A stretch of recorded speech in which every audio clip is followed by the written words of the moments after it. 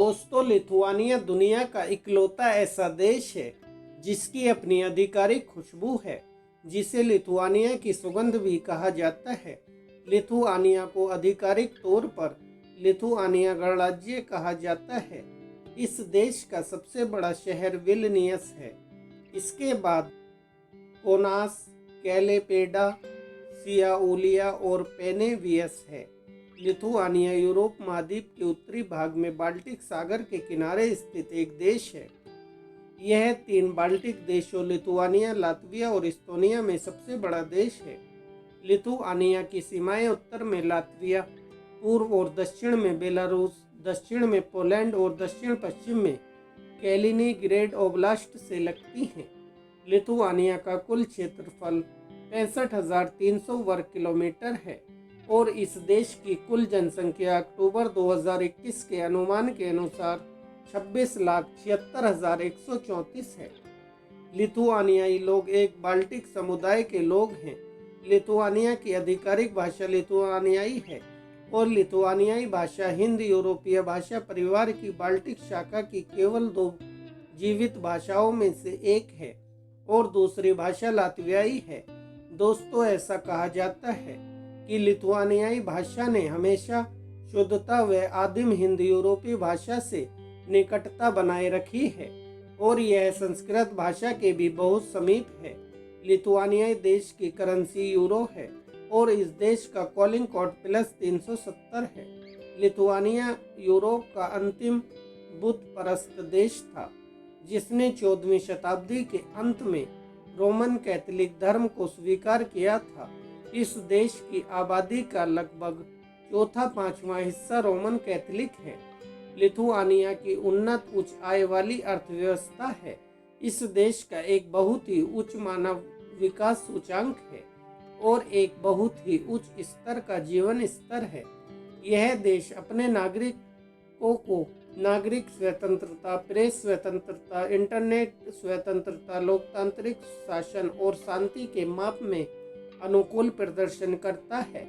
Lithuania यूरोपीय संघ, Europe परिषद, यूरोजोन, शेंगेन समझौते, नाटो और OECD का सदस्य है।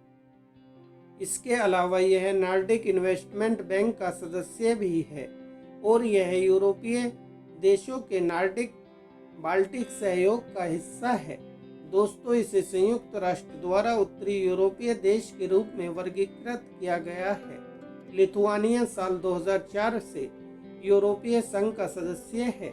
लिथुआनिया को लगभग 13,500 जोड़ों वाले देश के लिए राष्ट्रीय पक्षी स्टॉक की भूमि के रूप में भी जाना जाता है। दोस्तों, लिथुआनियाई वनस्पति 3 अलग अलग क्षेत्रों में आती हैं। इस देश के समुद्री क्षेत्रों में देवदार के जंगल प्रबल होते हैं और जंगली राई और विभिन्न झाड़ीदार पौधे रेत के टीले पर उगते हैं। पहाड़ी पूर्वी भाग में स्प्रूस के पेड़ प्रचलित हैं। मध्य क्षेत्र में ओक के पेड़ों के बड़े इलाकों की विशेषता है। उत्तरी भागों में सुरुचिपूर्ण बर्च वनों के साथ साथ विशिष्ट काले एल्डर और एस्पेन ग्रोव भी हैं। दक्षिण में चीड़ के जंगल प्रबल हैं। दोस्तों, दरअसल इस देश का लगभग 1/3 हिस्सा वनाच्छादित है और लगभग 1/5 हिस्सा घास के मैदानों द्वारा लिया गया है। दलदल और दलदल भूमि कुल भूमि का केवल एक छोटा प्रतिशत है। दोस्तों, यहाँ वन्यजीव भी बहुत विविध हैं और इनमें कई स्तनधारी प्रजातियां शामिल हैं। इन प्रजातियों में भेड़िए, लोमड़ी, ऊदबिलाव, बेजर, शगुन और कई प्रकार के कृंतक भी शामिल हैं। गहरे जंगलों में एल्क, हिरन, ऊदबिलाव, मिंक और पानी के चूहे रहते हैं। लिथुआनिया पक्षियों की सैकड़ों प्रजातियों का भी घर है। इन प्रजातियों में सफ़ेद सारस, बत्तख, गीज, हंस, जलकाक, बगुले, बाज और यहाँ तक कि कभी कभार गंजा ईगल भी शामिल हैं। दोस्तों, 14वीं शताब्दी में लिथुआनिया यूरोप का सबसे बड़ा देश हुआ करता था। आधुनिक बेलारूस व यूक्रेन के साथ साथ पोलैंड और रूस के कई हिस्से लिथुआनिया के भाग में हुआ करते थे। लेकिन धीरे धीरे लिथुआनिया के अधिकतर भूभाग पर रूसी साम्राज्य का अधिकार हो गया था। प्रथम विश्व युद्ध के दौरान अक्टूबर 1917 में रूस में समाजवादी क्रांति हुई, जिससे रूसी साम्राज्य टूटा और सोवियत संघ ने जन्म लिया। इस उथल पुथल का लाभ उठाते हुए 16 फरवरी 1918 को लिथुआनियाई राजनीतिक नुमाइंदों ने लिथुआनिया के स्वतंत्रता विधेयक पर हस्ताक्षर किए और लिथुआनिया को एक आज़ाद राष्ट्र घोषित कर दिया। लेकिन वर्ष 1990 में जब सोवियत संघ कमज़ोर पड़ा तो 11 मार्च 1990 को लिथुआनिया अपनी अलग स्वतंत्रता घोषित करने वाला पहला सोवियत संघ गणतंत्र बन गया और वर्तमान में आधुनिक लिथुआनिया यूरोप संघ, यूरोपीय परिषद और नाटो का सदस्य है। लिथुआनिया ने 6 सितंबर 1991 में सोवियत संघ से आज़ादी हासिल की थी। लिथुआनिया में स्थित विल्नियस विश्वविद्यालय पूर्वी यूरोप में सबसे पहला विश्वविद्यालय था। मकई से वोदका बनाना पहली बार लिथुआनियाई लोगों द्वारा ही खोज किया गया था। लिथुआनिया में उच्चतम बिंदु चरम पूर्वी और दक्षिण पूर्व में स्थित है।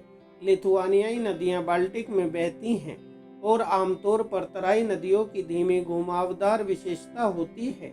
इस देश के बीचों बीच उत्तर और फिर पश्चिम को काटते हुए नेमन नदी सबसे बड़ी नदी है। इसकी मुख्य सहायक नदियां मार्किस, नेरिस, नेविस, दूप्सा, जोरा, मिनिजा और सेजुपी हैं। लिथुआनियाई परिदृश्य की एक विशिष्ट विशेषता लगभग 3000 झीलों की उपस्थिति है, जो ज्यादातर पूर्व और दक्षिण पूर्व में है। दलदली क्षेत्र बड़ी मात्रा में पीट का उत्पादन करते हैं, जिसे हवा से सुखाया जाता है, जिसका उपयोग उद्योग और कृषि दोनों में किया जाता है। लिथुआनियाई मिट्टी रेत से लेकर भारी मिट्टी तक होती है। उत्तर पश्चिम में मिट्टी या दोमट या रेतीली और कभी कभी दलदली भी होती है और रेतीली मिट्टी लिथुआनियाई के 1/4 हिस्से को कवर करती है और इनमें से अधिकांश वुडलैंड से ढकी हुई है। लिथुआनिया देश की जलवायु पश्चिमी यूरोप के समुद्री प्रकार और दूर पूर्व में पाए जाने वाले महाद्वीपीय प्रकार के बीच संक्रमणकालीन है।